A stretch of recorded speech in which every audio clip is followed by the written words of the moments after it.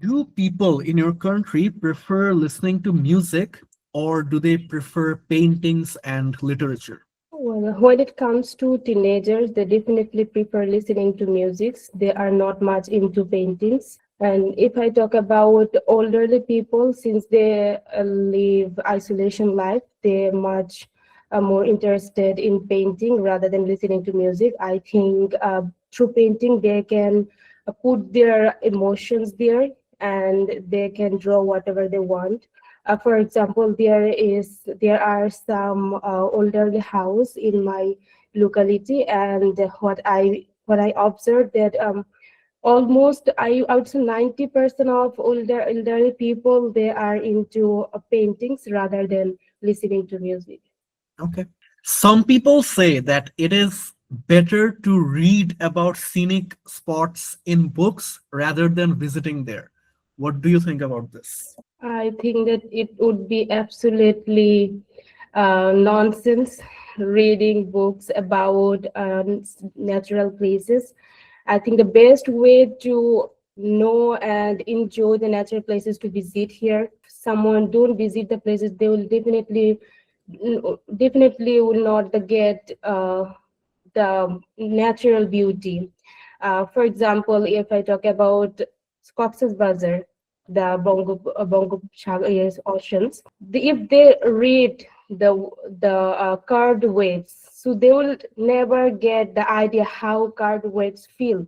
If they visit it, they will find out the beauty of it. Another example, I would say the sunset and sunrise of Cox's Bazar. If they read that the sun looks like golden or sun looks like orange, so if they don't visit it physically in person, they will get the beauty of it. Okay, so that is the end of your part 3. Okay, as usual আপনার answer অনেক গুছানো ছিল কিন্তু মানে এমন সব ভুল করছেন এটা কিছু বলার নাই। ছোট্ট করে একটা মিস্টেক ছিল, ওটা দেখেন। আজকে মক টেস্ট দিলাম কিন্তু হ্যাঁ, আর কিছু বলবো না। মক টেস্ট দিতে গেছেন কেন, এটা হচ্ছে আমার প্রশ্ন।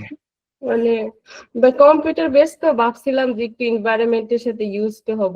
হ্যাঁ, তারপর এখন দিয়ে তারপর মনে হচ্ছে যে পরীক্ষার ডেট কি পিছাবো নাকি মক টেস্টে আসলে কি কাজ হচ্ছে, মানে কি কারণে এরকম মনে হচ্ছে? যাওয়ার পরে তো হচ্ছে লিসেনিং দিল হুম। এতটুকু একটা, এটা মনে আইপ্যাড এর মতো স্ক্রিনটা এতটুকু লেখা, আমি এইভাবে দেখতেছি দেখতে গেছে আমি হারাই ফেলতেছি আমার সব রিডিং এ তো আর কি বলবো। মেইন টেস্ট এরকম হবে না, মেইন টেস্ট আপনার অ্যাকচুয়াল। দেখা আমি দেখতে গিয়ে আমার একদম চোখে ব্যথা হয়ে যেতেছে। উনি বলতেছে যে 800 টাকা নিছে একটা হ্যাঁ, টেস্টের জন্য। হ্যাঁ। বলতেছে যে এটা তো হচ্ছে টেস্টে টেস্টে ভেরি করবে, আপনি যেখানে সেন্টার দিবে ওখানে স্ক্রিন বড় থাকবে। আমি কি তাহলে আপনি যে আমার তো টাকাটা নিছেন, আমি তো এনভায়রনমেন্টটা পাইতে হবে, আপনি আমার এটা কেন দিলেন? আপনার ডেস্কটপ দেওয়া উচিত ছিল, তাই না? আপনি তো হচ্ছে পাইবেন, বড়টা পাইবেন, সমস্যা নেই। মানুষ দেখেন মানে কর্নার কাটিং যেসব জায়গায় ম্যাটার করে ওইসব জায়গায় হচ্ছে তারা হচ্ছে টাকা বাঁচানোর চেষ্টা করবে, মানে এটা আসলে কিছু বলার নাই। বাট সে যেই কথা বলছে এটা আনফরচুনেটলি বা ফরচুনেটলি ঠিকই বলছে যে আপনি মেইন যে এক্সাম সেন্টার ওইখানে এরকম ভাবে যে জিনিস এক্সপিরিয়েন্স করবেন না, সেটা না প্যারা খাওয়ার কোনো কারণ নাই। মেইন টেস্ট এটা অ্যালাউই করবে না, মানে ছোট স্ক্রিন আর কি। ওইটা কি লিসেনিংটা কেমন ছিল? ডেস্কটপের মধ্যে থাকবে? হুম হুম হুম। আসলে মেইন টেস্টের সেন্টার গুলা হচ্ছে আপনি যেখানে মক টেস্ট দিয়েছেন সেখানে কিন্তু মনে হয় মেইন এক্সামের সেন্টার হয় না। না না, আমাদের তো ছোট শহর না, ওইখানে তো কম্পিউটার বেসড মৌখিলি না, ওনার তো এত ডিমান্ড। উনি আমার রাইটিং এ দেখে নাই, বলে কি যে আমি তো হচ্ছে এআই কে পে করব, পরে এআই এটা আল্লাহ। দেখে দিবে, আমার ঝামেলা করছে। এই কি বলেন? তারপরে আর এই মানুষের অনেক ডিমান্ড, এই কথা বলতেছে হ্যাঁ, ওনার তো আরে। মানে প্রচুর ডিমান্ড আমাদের এখানে। মানে মানে একটাই আর মনে হয় সেন্টার আছে এজন্য এত আপু ডিমান্ড। আপনি তাহলে কোথায় রেজিস্ট্রেশন করছেন, মানে মেইন পরীক্ষা কোথায় দিবেন? ওই যে ফিউচার এডিতে, এটা কি আগারগাঁও ঢাকাতে? বনানীতে। হ্যাঁ, আর এখন আপনি কোথায় আছেন? আমি তো এখন ব্রাহ্মণবাড়িয়া, আমার শহরে। আকাশ পাতাল তফাৎ। আপনার ওই ও বনানীতে যে জায়গায় দিবেন ওই জায়গায় যথেষ্ট ভালো থাকবে, সেটা নিয়ে প্যারা করার কোনো কারণ নেই। মানুষ কিরকম হয় চিন্তা করেন। আচ্ছা, এই আপনার সাথে কথা বলতে বলতে আমি ভুলে গেছি যে পেন্টিংস কেন লিখছি।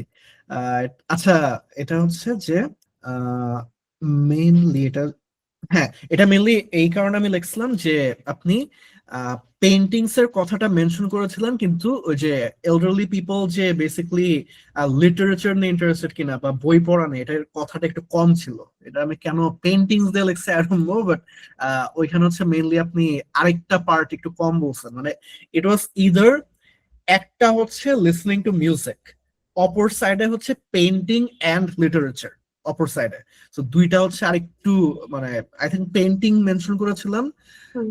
বাট ওই রিডিং বুকস বা লিটারেচার এটা একটু কম ছিল। সো এটা একটু অ্যাড করবেন। ওল্ড আর এলডারলি পিপল মিলায় ওল্ডারলি পিপল হয় না, এলডারলি, এটা লাস্টে গিয়ে ঠিক বলছেন, বাট প্রত্যেকবার হচ্ছে ওল্ডারলি পিপল বলতেছিলেন। আর ইট উড বি ননসেন্স, ঠিক আছে, ননসেন্সিক্যাল বললে ভালো হয়। ননসেন্স মানে ননসেন্সও হয়, বাট ননসেন্সিক্যাল হচ্ছে আপনার কারেক্ট টার্ম আর কি, দুইটাই কারেক্ট, বাট ননসেন্সিক্যাল হচ্ছে আপনার সব থেকে অ্যাপ্রোপ্রিয়েট এই ক্ষেত্রে। সেই কিন্তু কয়টা ভাইয়া আমি তো হচ্ছে ইগনোভেটার, মেইনলি ইগনোভেটিভ প্র্যাকটিস করি, যেহেতু ওরা আবার আনসার গুলা সাইডে দিয়ে দেয়। তো ফাইনালি কি কাছাকাছি থাকবে না, মানে হুবহু তো থাকবে না? ফাইনালেরটা আরো বেটার থাকবে, বিকজ আপনি ইনোভেটর প্র্যাকটিস করতে চান, অনেক সময় দেখেন কি যে উপরে কোয়েশ্চেন বা উপরে প্যাসেজ নিচে কোয়েশ্চেন বারবার খালি স্ক্রল করা লাগে। এক্সামে আপনার সবগুলা পাশাপাশি থাকবে, সো ইট ইজ বেটার। পিছিয়ে পিছিয়ে থাকবে না তো ওয়ার্ড? না আর আমি তো একদম পুরো রাস্তা আমি একদম কান্না কান্না করতে করতে আসছি। আপু ফন্ট সাইজ বাড়ানো যায়, ওখানে আপনাকে ইনস্ট্রাকশন দিবে মেন এক্সামে, ফন্ট সাইজ বাড়াতে পারবেন, স্ক্রিন চেঞ্জ করতে পারবেন, মার্ক করতে পারবেন। আর আপনার ইগনোভেট থেকেও মানে আরো ইজি হবে। হচ্ছে লেফট সাইডে হচ্ছে যে আপনার রিডিংটা যদি হয় না, লেফট সাইডে থাকবে, লিসনিং এর ক্ষেত্রেও সেম। আর হচ্ছে রাইট সাইডে হচ্ছে যে আপনার কোশ্চেনটা থাকবে, অ্যান্সার গুলো ওরকম থাকবে আর কি। আরো ইজি হয় আপনার এটা থেকে, কারণ আমি তো রিসেন্ট দিয়েছি, খুব বেশি দিন হয়। তো আর যথেষ্ট ইজি, আপনার স্ক্রিনটাও আপু বড় থাকে। হ্যাঁ, এটা নিয়ে এত প্যানিক হওয়ার কিছু নাই। যথেষ্ট আপনি বরং এক্সাম দিতে যা দেখবেন যে চোখ জল করতেছে, কি ব্যাপার, এতদিন তো এত সুযোগ সুবিধা পাই নাই, এরকম এক্সপিরিয়েন্স পাবেন, কিন্তু এটা ট্রু। এরপর লিসেনিং এ তো আমি হাইলাইট করতে পারি নাই।